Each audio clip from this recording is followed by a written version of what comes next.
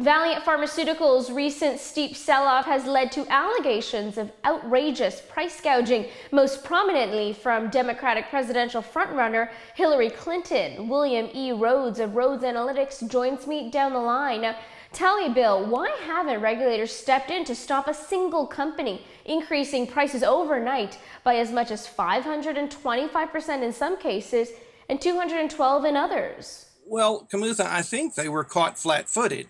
I don't think that they really had their eyes on the pricing. The reaction of consumers and politicians to this is what's really brought it to their attention. You know, we can talk about one company and the sinister or lack thereof motivations, painted however you will, but Congress should have stepped in, stripping or even restricting patents, especially as these drugs apply to life-saving treatments. Surely the burden should be spread across the board, no?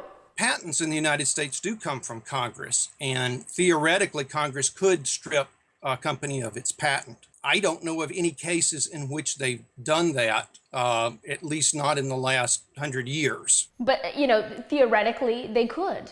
Theoretically, they could, and that's something that firms, when they, frankly, abuse patent law, have to be wary of, because the political response to something like this is almost always far more than anybody would expect in the market.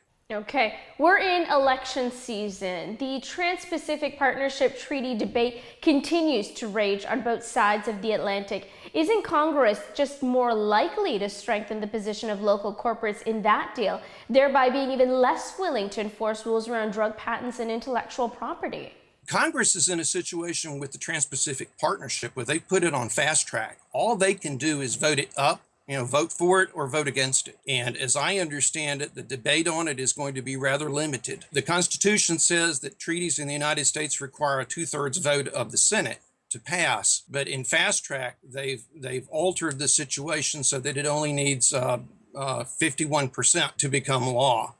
So what this does is it certainly inflames the conversation, but I don't know that Congress can change the treaty. And they're probably less willing now to ever take sort of a hardline approach when it comes to tamping down on companies accused of price gouging. Well, they're certainly going to do something about companies accused of price gouging. I would expect that there will be congressional hearings, and there'll be a lot of pressure on the Food and Drug Administration to look into it as well. That could be a long-term process, no? That would be we a could be heading process. into the next administration before we see any material changes happen. Now, the common pharma business model today is that you make frequent acquisitions, you cut the R&D costs, and then you focus on lifting existing product prices. I'm not saying this is across the board, but it has become a pattern we see with many businesses. Given the state of affairs and sort of the reaction of the public to what's happened with Valeant, do you think that there's going to be a future model that'll spring up? And what is that going to look like? I don't know what a future model would spring up and look like, but this habit of buying up companies and then raising the prices is going to come under some very severe scrutiny in the United States. Now, Valeant CEO Mark Thompson said that the company is going to work to improve its financial reporting, including disclosing the proportion of sales driven by organic growth rather than price hikes. Do you really trust this company to volunteer such information? Well, the issue isn't going to be whether or not I trust them. The issue is going to be whether or not Congress trusts them. To some extent, this has become a political football. No one is going to take the position that these firms have the right to buy up drugs that have been priced close to supply and demand, that have run off patent, and then raise prices by buying out the producer.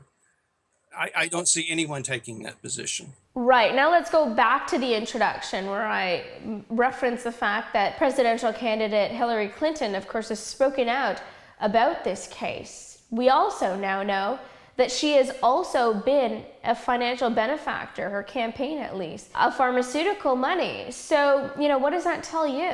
Well, there's a saying in the United States that politicians can't be bought, they can only be rented.